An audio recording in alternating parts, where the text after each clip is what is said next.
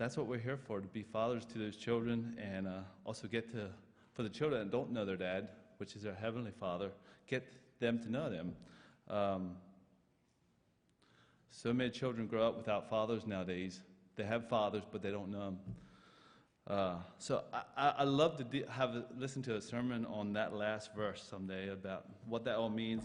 Has something to do with the Old Testament, but it's the last verse. But yeah, this morning I was asked if I want to share a little bit about New Horizons and our journey out there. And I'm not good with dates and all the things that happen, but I wrote some things down. Hopefully I can get it together somewhat.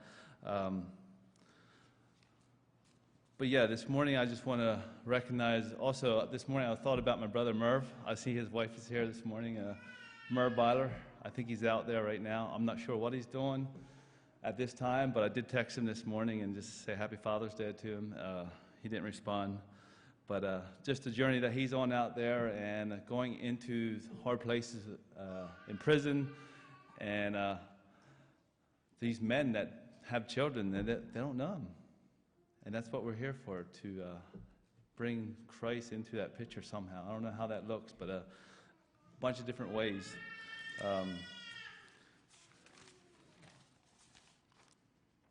Also, the verse that stood out to me this morning too was James 1:27. It says, "Pure religion and undefiled before God and the Father is this, to visit the fatherless and the widows in their afflictions, and to keep himself spotted from the world."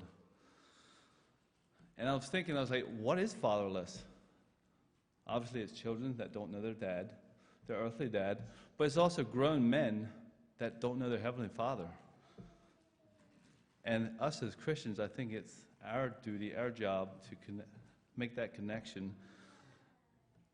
We can't do it. It's only God that can do it, but we can sow and we can water, but it's only God that can make it, that draws him closer, that draws these men closer to him.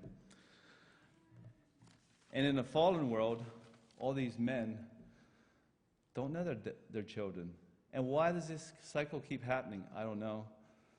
But I know there's an evil person in this world that don't want it to keep going the way it does. So it's generation after generation.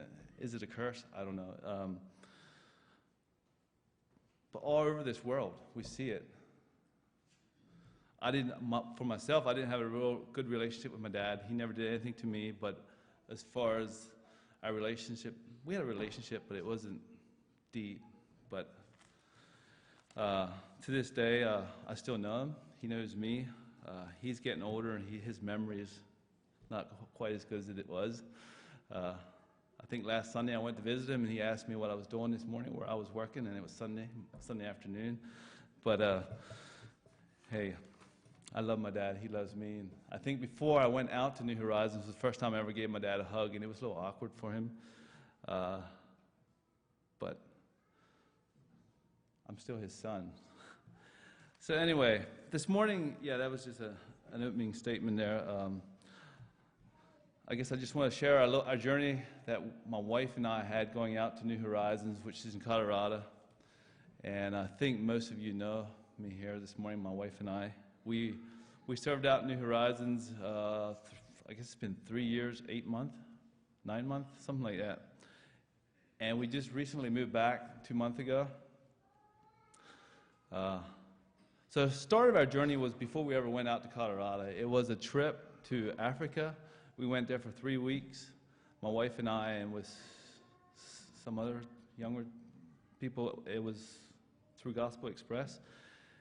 And that really opened our hearts to children, as far as young children that were just grabbing my leg for 3 days straight in this camp that we were in. This same kid came up to my leg and just looked at me 2 days in a row. I think it was 2 days in a row, I guess. Same child. And he would never leave me. I was out there passing out candy, and this little kid would come up and just grab my leg and just look at me with these big eyes. And later on, I found out that his sister was 16 or 15, and she was being the mom to this little kid that was 2 years old or something. Here, the story goes on that mom, it was the rebels, they got mated by the rebels, and she seen her mom get chopped up with a machete which is pretty horrible. But I guess that was the start of our journey with children. And it wasn't, I don't know the process or how long it was, but it wasn't long after that, New Horizons came to the church in Bethel, which was Arlen. And we all know Bill and Sally are out there now, and also Mervyn Marie. And one thing led to the next, and we're just like, felt like there was a calling there. There was big billboards everywhere we went, and we decided to follow what God has for us. And as I think of that this morning, I also think about Paul's journey. You know, we're studying Acts right now. Often, I don't know how many times in Acts it talks about he was led by the Spirit, and the Spirit led him here, and that's just how I felt it was for us. You know, God called us, and we said yes, and then these other things happened. You know, my wife, we had Jaden, we had the twins, and fostering and adoption, and it all came together. Pretty amazing. But this morning, I don't want to make it about us, what we did, my wife and I, but I want to make it about what God has done and the miracles God has done in our life, and that's to bring glory to Him this morning. Nothing would have been possible without Him. It's just I just want to say we were obedient, and we listened to His calling, and then God stepped in and made all these things happen. And so now we can look back, and we have 3 beautiful children. The twins just got adopted, like, what was it, April 16th, I think it was. But yeah, there was nothing easy about our journey. I mean, the easiest part of our journey was saying yes to God when He said, hey, here's a door opening. And we said yes, and we went. But that's when it starts getting harder, I think. So, yeah, we moved to Colorado August of 2015, and there was a farewell party for us at the Intercourse Park, I believe. And we came to church here the next Sunday, I think, and after church, we jumped in our little white car, and we headed out to Colorado, not knowing what God has for us.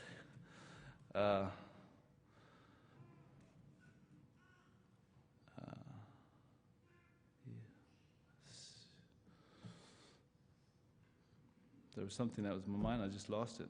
But anyway, our first step was our licensing. First, we started in here. We tried to get our license, and that was a process. I'm thinking that took us almost 4 months to get that completed, background checks, and making sure everything's good. And that all came back good. We got our license, and I think a few weeks later, we got a call saying there's a mom that she's ready to give birth to a baby girl. And we were asked if we want to come and visit the mom before she gives birth. And my wife and I, we went up to Denver, and this woman was in a halfway house. And I think that's when she got pregnant again, and the baby was due in like 3 weeks. So we went to visit mom, 3 weeks before she gave birth. And she was all excited. We prayed with her, and she was so excited for us to take her baby, because she couldn't take care of her. It was a halfway house. It wasn't prison, but it was in between, I guess. The baby was born. We went up to the hospital, and we took a car seat along and everything, thinking that we might get this baby. But in the back of our mind, we heard something that she might have contacted Dad. And this was a random dad that she just met. I don't know. He was a trucker. And sure enough, after birth, Dad shows up, and there's nothing we can do. Dad showed up and took the baby, and we seen Dad take the baby away. And here we took Mom back to halfway house, and she was in the hospital for 24 hours. She seen her baby for a few hours, and she went back to halfway house. So whatever happened to that child, we have no idea. And we just definitely thought this is it. Now we're going to get a child. We had our license and everything, but it didn't go through. But she ended up staying with her dad, as far as we know. We never heard anything back. And then in December, we had a little girl by the name of Serena. She was placed in our home. There was a nanny out there by the name of Sue, and she had Serena for 2 years.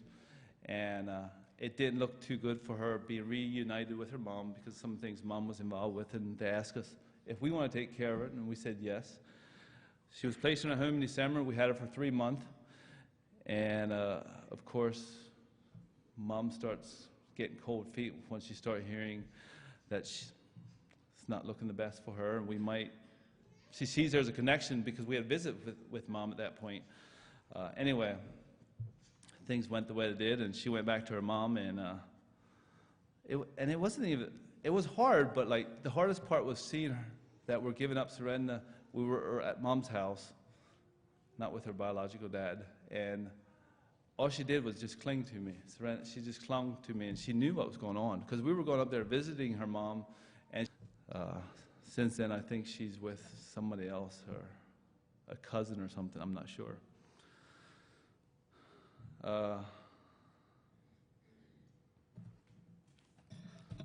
That's when things start turning with the twins. The twins, and this was shortly after, this was, let's see, Serena went back. I don't have the dates. My wife is really good with dates. I was hoping she could come out here and talk, but no. On April the 5th, 2006, the twins were placed in a home. I can still remember that day like yesterday. I mean, my wife called me up and said, hey, I was in the back dumping down the dumpsters out there at New Horizons, and my wife called me and said, hey, do you want to take in twins? And I'm like, that's what we signed up for, isn't it?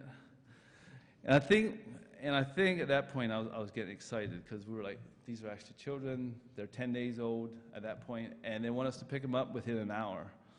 And we lived an hour away from the hospital, or 2 hours. I think I got the call around 11, and they want us to pick them up at 2 or something like that. And I'm sure I don't have all the times right, but it's close. My wife is probably back there rolling her eyes. Like, yeah.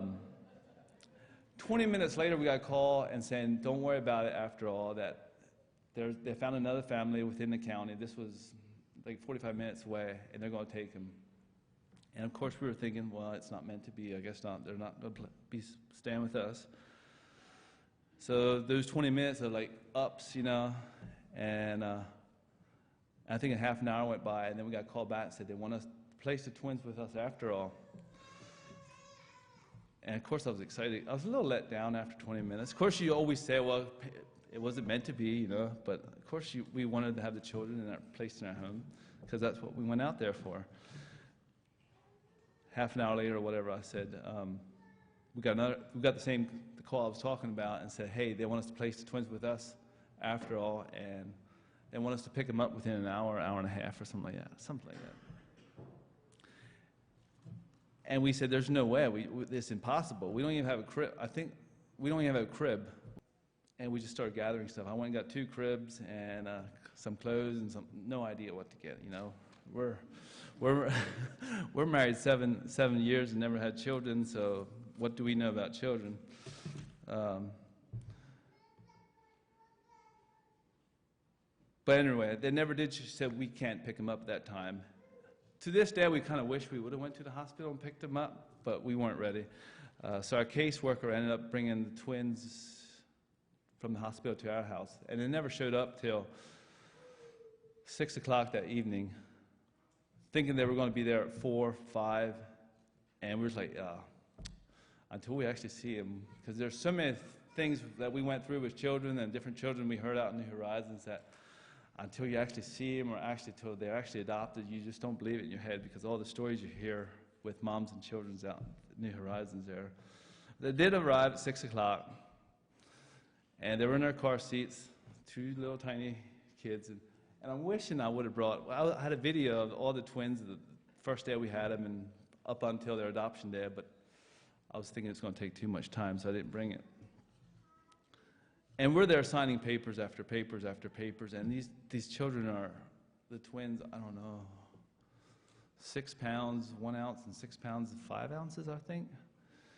Anyway, it was at that point when we're signing papers, I'm like, what's wrong with that little girl? She was just like breathing real heavy. Like, it just sounded horrible for a little kid that was 10 years old to go through that process of breathing heavy. And here was having withdrawals with some of the things that Mom was, with the things that Mom was doing when she was still in her womb, drugs and stuff. And it just sounded horrible. It was hard to sign papers knowing that this girl is just like has these. It was like she was trying to get her next breath or something. I'm not sure how to explain it. But they explained to us that this is going to happen, and another thing I remember is, this is getting down to their butts. Like they were really, really raw. Like, and that had something to do with the drugs. Like you couldn't even barely wipe them. It was all red. It was just like eating the. I don't know if I want to say eating the flesh, but it was just like we had to put cream on it for like weeks at a time, and you couldn't even barely wipe it. It was hard to deal with, I guess. But anyway, they were placed in a home, and everything went through. And right off the bat, we had visits with Mom and Dad. Maybe it was a week into it. We had visits with Mom and Dad. And that went on for 5 days a week for 7 months. So every day, my wife had to get the twins ready out the door to have visits with Mom and Dad. Some days I went with her, some days I didn't. It was a good experience. Some days it didn't show up, some days it did. Some days one showed up, one didn't. And you could see there were some things going on with Mom and Dad sometimes, as far as might have still been on drugs or something. But anyway, it was a good experience. We spent some time praying with them. The babies in the middle, we would pray with Mom and Dad. I think it was probably harder on my wife at those times because she's seen sometimes the state that the mom or dad were in when they come to visit the children. And then she spent all this time getting the twins ready, make sure they're clean, for 1 hour visit with Mom and Dad. And then she spent all that time, and some days they didn't show up. Or they had excuses or whatever, they couldn't. Through it all, I think Dad was there the most. Mom had other children with other men, I guess. But we were like, in this case, we were all for Mom and Dad because that's how we were taught. You try to encourage them. And all along, we just thought, like, they're going to go back to Mom and Dad. They're doing so good. And Dad was, most of the time, he was there. What we didn't realize, he still had some other things going on in his life. And I would say that probably took a turn for the worse. I'm going to say 4 months in, and he was back in the prison. But, and I don't know where he's at. Does he know his dad? I think he knows his dad, but I don't think he has a relationship with his dad. So there was times when we would get upset at Mom and Dad for the things that they were still doing or the things they did to these children. But where was his dad? Like, what happened in his past? And he did share some of them things, and it wasn't good. Yes, he did fight for his children, and we can say that to the twins that, hey, your dad and mom, they love you, they fought for you, but there was other things that in their life that were more important. I don't know how we explain that to the twins someday, but they did love him. Dad was there. I'll never forget. We have one picture of Dad. He had his legs up on his other legs. He's feeding the one twin, and he's holding the other one in his hand and feeding that one, both of them. He cared for him. He did. You could see it. But there was a greater power, I think, that was overwhelming him with some of the things that he was involved with.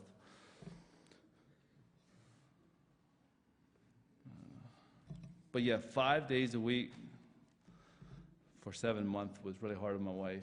But then there was, you spend an hour getting the kids ready, you take them there, and they visit with 1 hour. And in 1 hour's time, you can't do that much, like going to Walmart and picking up things or whatever.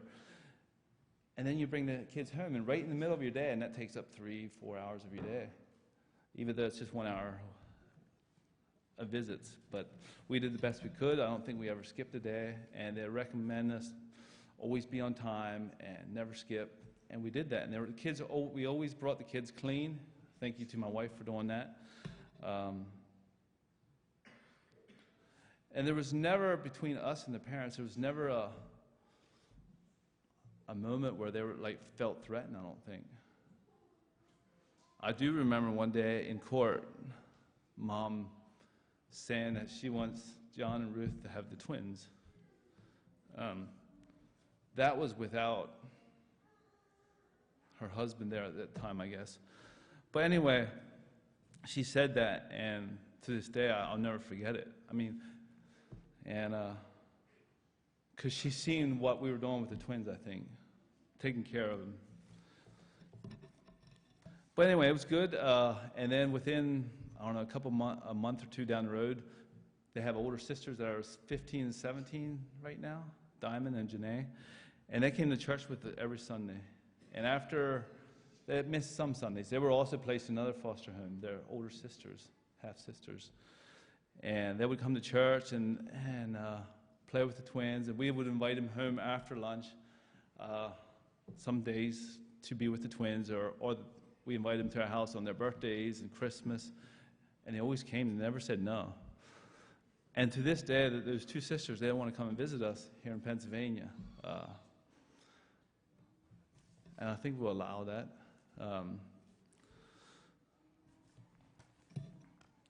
Because we had a good relationship with them.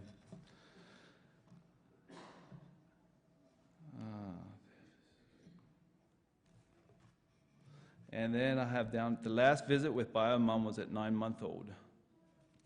I think her rights were determined at that, that's not the word I want. She could no longer see him at that point, I guess. Because she wasn't following up with some of the things she had to do, and some of the tests she has to do, drug tests and stuff, she wasn't following up with some of that, or missing visits and stuff like that. And yeah. I know a lot of this has to do with children, but New Horizons is much bigger than just children too. New Horizons is also about the young teenagers that come out there to serve and work at the thrift stores. And that's where we get some of our money for New Horizons, is through the thrift stores. I think that provides, I'm not sure, 55%, 60% of the money to support the children and the moms and that program they have going on out there. So my first 2 years in New Horizons was, I was part of the thrift store also, and a foster parent. First when I got out there, I built the barn, production barn, helped build it anyway. And then I was the manager of the production barn for 2 years. And after 2 years, we were thinking that the thing was going through as far as the twins moving back, and so we were thinking we're heading back. But then I said, I can't be the production manager if we're moving back.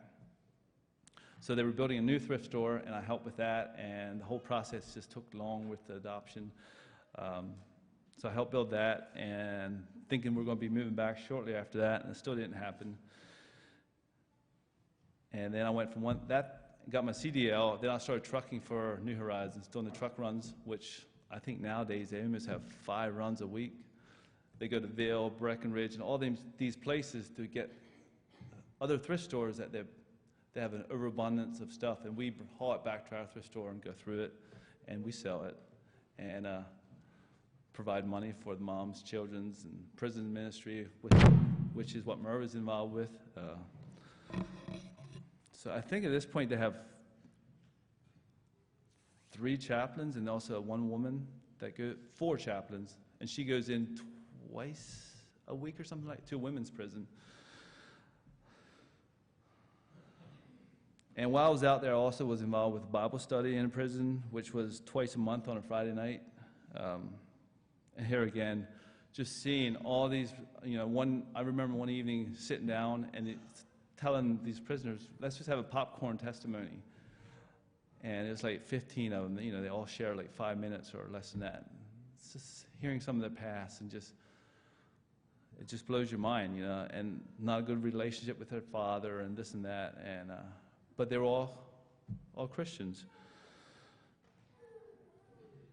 But some of the stories you hear, it blows your mind with these prisoners. But you know what? The Heavenly Father loves them just as much as He loves each and every one of us. We often look at these prisoners, tattoos or whatever it may be, or they're hardcore, or the color of their skin, and I don't think God looks at that. I think He looks deep inside.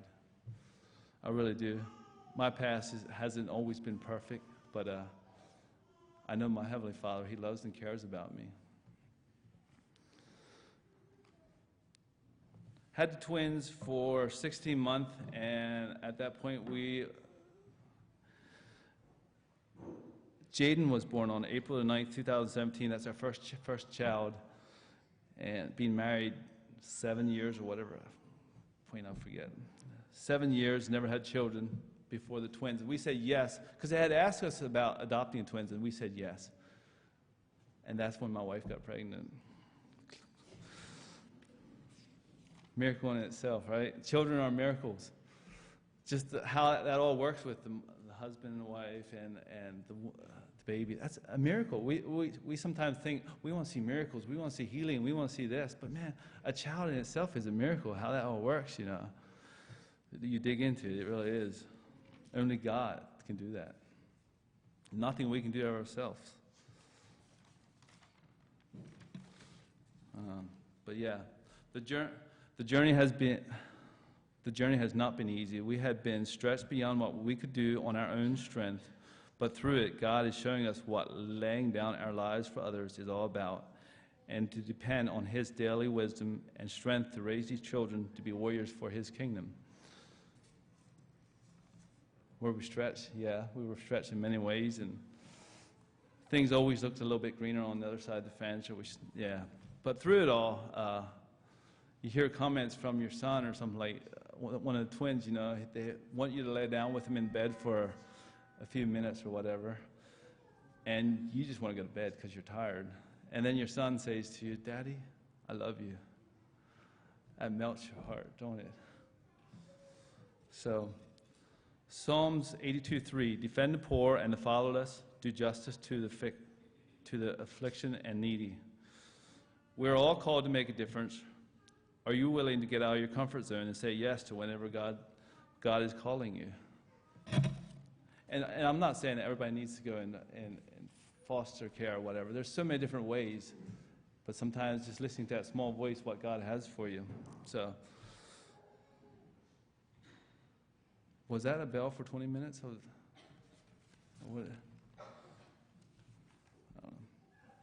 So I'll just close with, please pray for our family as we continue on this journey of raising kids that come from a hard place. Every day we deal with, or we try to get advice on different things and how to handle different situations. We don't know. We don't know how to handle some of these situations, or why every time I leave the house, one of the children is just throws a fit.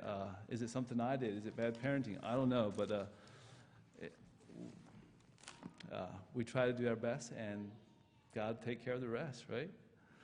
So thank you, and I want to just thank you, church, for being with us out there in New Horizons, praying for us, and also randomly we're getting some money sometimes through the mail and stuff like that, and people dropping some money off, and just I don't know. I just want to thank you, church. I don't know who it was, but just thank you for your donations and supporting us as we're out there in New Horizons. It was awesome. We enjoyed it, but yeah, that's all I have for today. Thank you.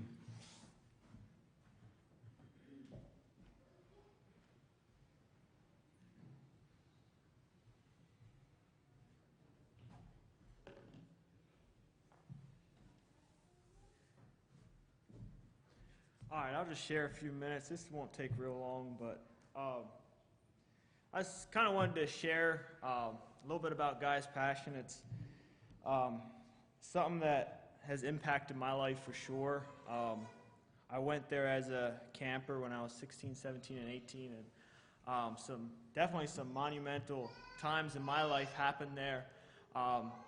And as years went on, I was able to be involved, and I'm now on the planning committee for the weekend.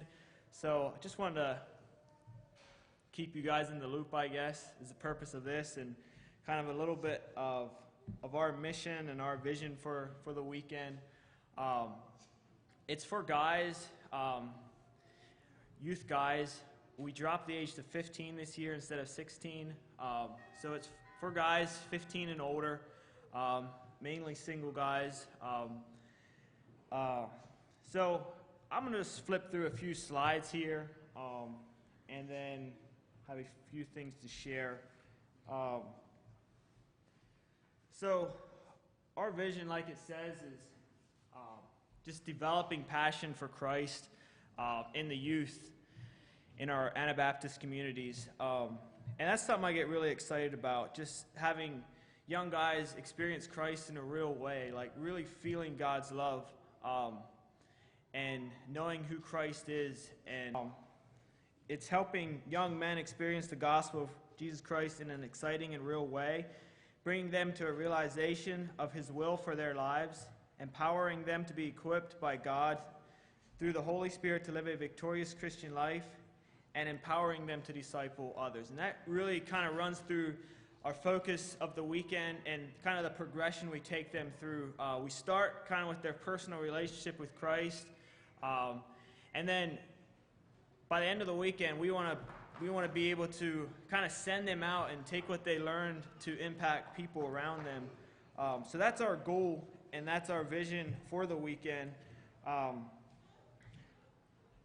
I'm just going to go through a couple of the speaker things here, then we'll flip through a few photos. This year, for speakers, we have Galen King.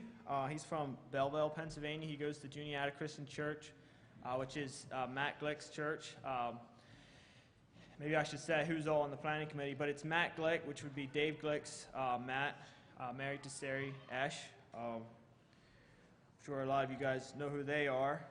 So it's Matt and myself. And Mattsburg, Pennsylvania, he has Urban Lighthouse Ministries there in Harrisburg.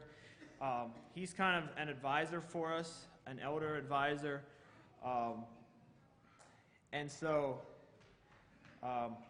that's kind of the committee and for the weekend. And so our speakers are Galen King, and this year we also have Bill Coutain.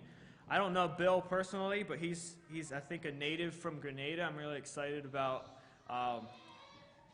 the things he'll bring. He lives in Lewisburg currently, I believe. And then Rod Swartz is also probably going to have a topic, and I think there'll also be time for like some of the group leaders, which is older single guys that are kind of there as chiefs or leaders, to share personal testimonies and stuff through some of the teaching sessions as well. So I'll just go through a few pictures, kind of give you guys an idea of what goes on at Passion. Some of these slides are blank. I'm not the tech of the group for sure, and I couldn't figure out quite everything, but are any of them popping up, Ryan?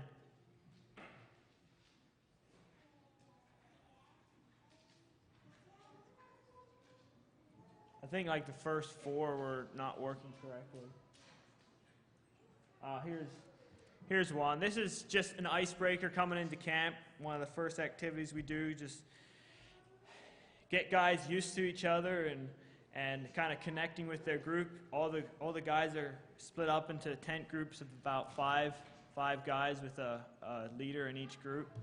Go ahead, keep going. This is our worship team. Rod Swartz is the one on the right. Matt Glick, he's going to be there, obviously.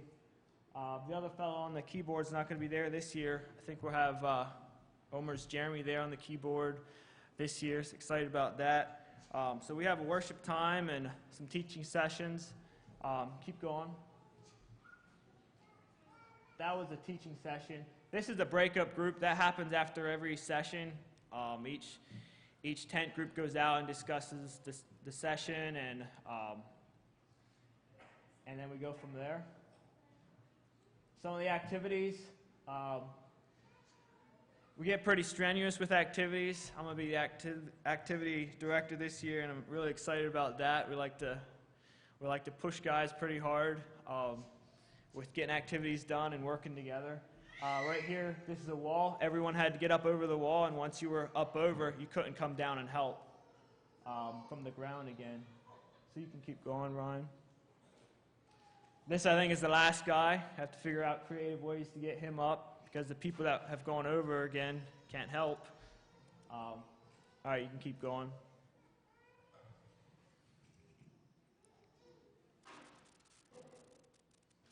Some of those guys were blindfolded, try to do interesting things to maybe get creek or something on ropes. Keep going.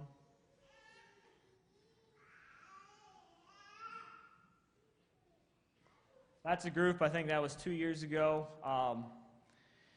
Normal attendance is about 40 campers. We'd like to get up to about 60 this year.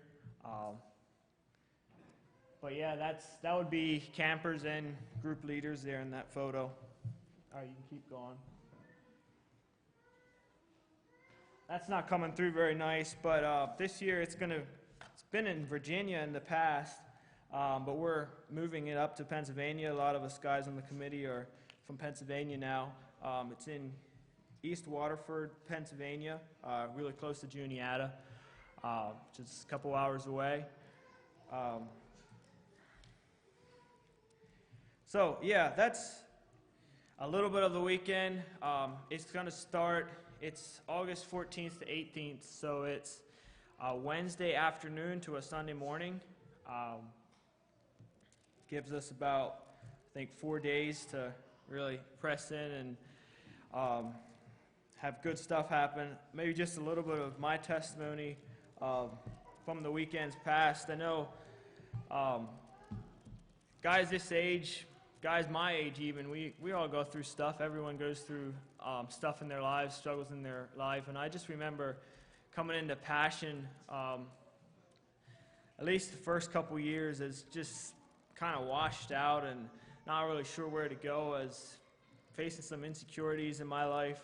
And I had a lot of real experiences there. I know it's not all about the place and the experience, but something about the atmosphere, I think, really pressing into some of those things and focusing on some of those things, a lot of good stuff happens. And I've been so encouraged and by some stuff that has taken place in my life. I know one time, just after a session in the solo time, I just opened up my Bible, just looking for something, and the words on the page just jumped out at me. And other times, just guys praying for me, and experiences in my life were so valuable in my Christian life. And that's our prayer. That's our prayer for the weekend, that guys really experience who Christ is and take that and impact people around them. And believe it or not, a huge thing in that weekend is relationships with fathers. And I've seen so many relationships being restored out of that weekend. I know it's Father's Day, and sometimes us as young guys struggle with our relationship, and so it's our goal to help reconcile things like that too. Is there any questions from you guys, just kind of what the weekend's about? I know a lot of you guys have heard about Passion and maybe haven't known just a whole lot about it, so I'll open it up if there's questions.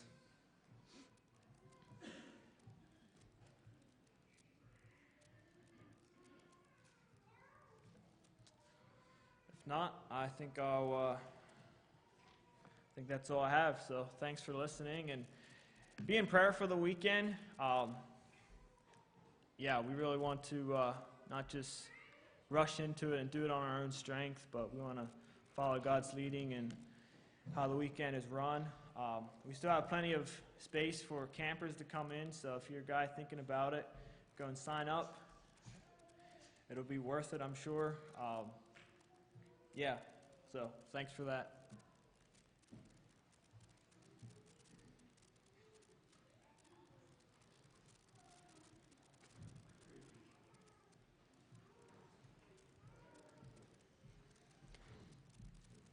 Well, welcome back from Sunday School for the Children. Thank you, Matt and John and Matt, for sharing. I never was at